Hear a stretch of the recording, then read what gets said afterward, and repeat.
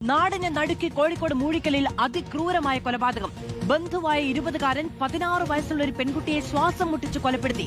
മുത്തശ്ശിയെ കൊലപ്പെടുത്താനും ശ്രമം നടത്തി. അസ്സലാമു അലൈക്കും, welcome back to Visal media. ഞാൻ ഫക്രുദ്ദീൻ പന്താവ്. ഇന്ന് മാധ്യമങ്ങളിൽ കേട്ട നടുക്കുന്നൊരു വാർത്തയാണ്. കോഴിക്കോട് മൂഴിക്കലിലെ ഒരു 14 പേരുള്ള 20 വയസ്സുള്ള ഒരാൾ സ്വന്തം സഹോദരി, അതായത് കുഞ്ഞുമാട് ഉമ്മയുടെ സഹോദരിയുടെ മകൾ നസ്രീനെ 16 വയസ്സുള്ള +1 പഠിക്കുന്ന ഒരു പെൺകുട്ടിയെ അതിക്രൂരമായിട്ട് ജീവനില്ലാതാക്കിക്കാം.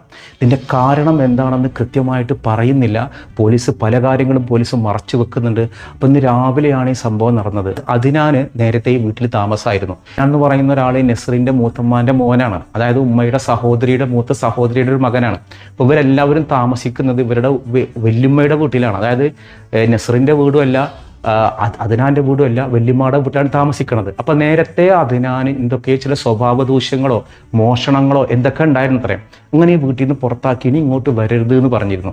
ഇവർ രണ്ടുപേരും പഠിക്കുന്നത് മർക്കസിലെ സ്കൂളിലാണ്. ഈ ഒരു നസ്രീൻ എന്ന പേരുള്ള കൊല്ലപ്പെട്ട പെൺകുട്ടി പഠിക്കുന്നത് +1 അപ്പോൾ ഇവൻ ഈ വീട്ടിൽ നിന്ന് മോഷണം, മറ്റു പല സ്വഭാവ ദൂഷ്യങ്ങൾ ഇങ്ങനെയൊക്കെ ഉണ്ടായിട്ട് വീട്ടിൽ നിന്ന് പുറത്താക്കി ഇനി ഇങ്ങോട്ട് വരണ്ടെന്ന് പറഞ്ഞു. പിന്നെ ഇവൻ കള്ളച്ചാവി ഇട്ടിട്ട് വീട് തുറന്നിട്ട് ഉള്ളിൽ കയറിയിട്ട് എന്ത് ചെയ്തു, ഈ നസ്റിൻ്റെ റൂമിലെത്തി. അപ്പോൾ വല്യമ്മാക്കും ഉമ്മാക്കും ആരോ കയറിയിരിക്കണമെന്ന് മനസ്സിലായി. വന്ന് നോക്കുമ്പോൾ കാണുന്നത് നസ്റിൻ്റെ റൂമിൽ നോക്കുമ്പോൾ അപ്പോൾ അവൾക്ക് ജീവൻ നഷ്ടപ്പെട്ട ഒരു സാഹചര്യമാണ്. അപ്പോൾ കട്ടലിൻ്റെ അടിയിൽ ഒരു കാല് കണ്ടപ്പോൾ അദ്നാനാണ്.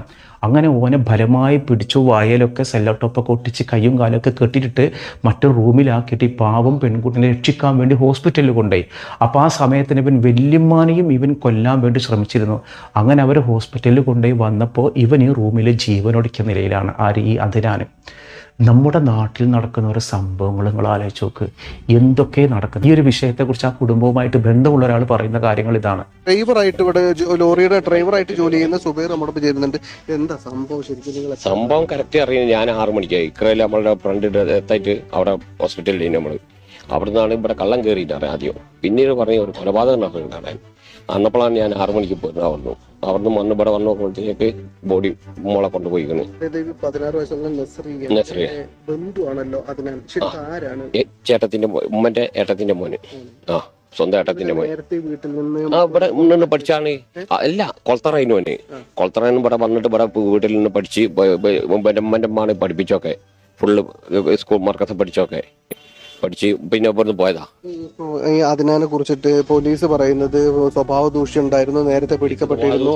നമ്മളെ ലെവലിൽ ഇതിനെ കണ്ടില്ല, നമ്മൾ കണ്ടിട്ടില്ല. പിന്നെ ഇവിടെ വരലുണ്ട്, പിന്നെ ഇവിടെ പോവുകയും ചെയ്തു. പിന്നെ വീട്ടുകാർ പറഞ്ഞു അവരുടെ വീട്ടിലേക്ക് പോയി പറഞ്ഞു, അത്ര തന്നെ. ഇപ്പൊ ഒരു പ്രാഥമിക വിവരം പറയുന്നത് ഇവനെ ഇവിടെ നിന്ന് നേരത്തെ പുറത്താക്കിയിട്ടുണ്ടായിരുന്നു. പിന്നെ കള്ളത്താക്കോൽ ഉപയോഗിച്ചാണ് ഉള്ളിൽ കയറിയത് പറയുന്നു. അല്ലാണ്ട് യാഥാർത്ഥ്യം ഇതിനെ കിട്ടിയില്ല. അത് ആളുകൾ പലതും പറയുന്നുണ്ട്.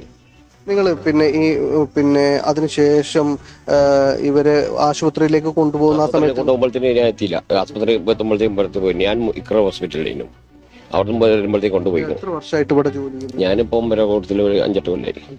അപ്പൊ ഈ കുടുംബത്തെ എല്ലാ വൈക്കുമ്പോഴും പോണ കുഴപ്പമൊന്നുമില്ല.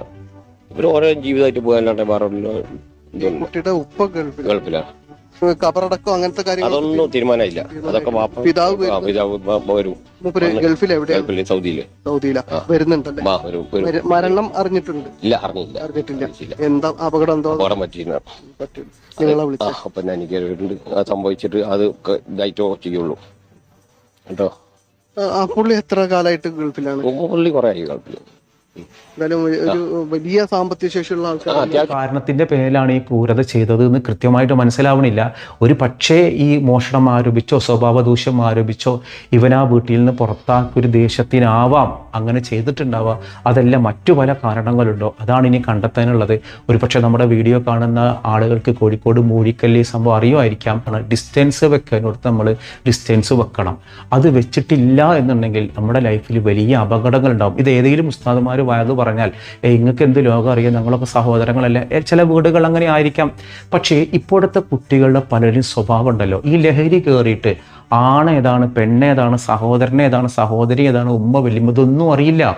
ഇതൊക്കെ ഈ ഒരു കോഴിക്കോട് താമരശ്ശേരി ഭാഗം, ആ ഒരു കോഴിക്കോട് ഭാഗത്തൊക്കെ ലഹരി ഉപയോഗിക്കാത്ത ചെക്കന്മാരില്ല. ഇപ്പോഴത്തെ ഒരു തലമുറയിലത്തെ ചെക്കന്മാരെടുത്ത് നോക്കിയാൽ സകല എണ്ണവും ഈ ഒരു MDMA സിന്തറ്റിക് ഉപയോഗിക്കുന്ന ആളുകളാണ്. എന്ത് വിശ്വാസത്തിലാണ് ഇവരൊക്കെ കുടുംബത്തിൽ കയറ്റാൻ കൊള്ളുക? ഉപ്പയുടെ അവസ്ഥ, ഉപ്പ ഗൾഫിലാണ്, ആ ഉപ്പ അറിഞ്ഞിട്ടില്ല, ആ ഉപ്പനെ അറിയാതെയാണ് അത്ര ഉപ്പര് ഗൾഫിൽ നിന്ന് നാട്ടിലേക്ക് വരുത്തുന്ന ഒരു അപകടം പറ്റി. എങ്ങനെ അറിഞ്ഞാലും നമ്മുടെയൊക്കെ മാധ്യമങ്ങളിൽ വാർത്ത വരില്ലേ? പ്രാർത്ഥിക്കുക ഇതുപോലത്തെ ഒരു മക്കൾ നമ്മുടെ കുടുംബത്തിൽ ഇല്ലാതിരിക്കാൻ വേണ്ടിയിട്ട്. ആൺമക്കൾ ഉണ്ട് എന്നുണ്ടെങ്കിൽ മെയിൻ ബേജാറ് ലഹരിക്ക് അഡിക്റ്റ് ആവുക എന്നുള്ളതാണ്. പെൺകുട്ടികളാണെങ്കിൽ പിന്നെ പ്രണയം, ലൈഫ് അങ്ങനെ തകർക്കുക. ഈ രണ്ട് ബേജാറിനിടയിലാണ് രക്ഷിതാക്കൾ ഉണ്ടാവുക. അപ്പോൾ നമ്മുടെ മക്കൾക്ക് എന്തെങ്കിലുമൊക്കെ ലഹരിയുമായിട്ട് ബന്ധപ്പെട്ട വല്ല സ്വഭാവ ദൂഷ്യങ്ങളോ ഉണ്ടെങ്കിൽ കൃത്യമായിട്ട് ചികിത്സ കൊടുക്കുക. അടിക്കേണ്ടതിന് അടിക്കണം. നമ്മളിത് എല്ലാം ചെയ്താലും ചില ഉമ്മാരുണ്ട്, എൻ്റെ കുട്ടി അങ്ങനെ ചെയ്യില്ല, എൻ്റെ കുട്ടി വളരെ പെർഫെക്റ്റ് ആണ് എന്ന് പറഞ്ഞിട്ട് ന്യായീകരിക്കുന്ന ഉമ്മാരുണ്ട്. ഈ ന്യായീകരിക്കുന്ന ഉമ്മമാരാണ് പലപ്പോഴും മക്കളെ വഷളാക്കുന്നത്. സർക്കസിലൊക്കെ പഠിക്കുന്ന കുട്ടികളാണ്. ഏതൊക്കെ രീതിയിൽ സ്വഭാവം നന്നാക്കാനുള്ള എല്ലാ സാധ്യതകളും ഉണ്ട്. കാരണം വലിയ വലിയ സ്ഥാപനങ്ങൾ, വലിയ ഉസ്താദുമാർ നടത്തുന്ന സ്ഥാപനങ്ങളാണ്. പക്ഷെ എന്താണെങ്കിലും കുടുംബത്തതില്ലെങ്കിൽ, അത് നമ്മുടെ വ്യക്തി സ്വഭാവങ്ങളിലേക്ക് അത് പടർന്നിട്ടില്ലെങ്കിൽ നമ്മുടെ ചുറ്റുള്ള ആളുകളോട് നമുക്ക് ഒരു കാരണവും ഉണ്ടാവില്ല. എന്തായാലും പോലീസ് റൂം തുറന്ന് നോക്കുമ്പോൾ കാണുന്നത് എന്താണ്? അവൻ്റെ മുഖത്തും സെല്ലോട്ടോപ്പ് അടിച്ചിട്ടുണ്ട്, ഇവളുടെ മുഖത്തും ഒട്ടിച്ചെന്ന് മാധ്യമങ്ങളിലുണ്ട്. എന്തായാലും പരസ്പര വിരുദ്ധമായ കാര്യങ്ങൾ മാധ്യമങ്ങളിൽ വരുന്നുണ്ട്.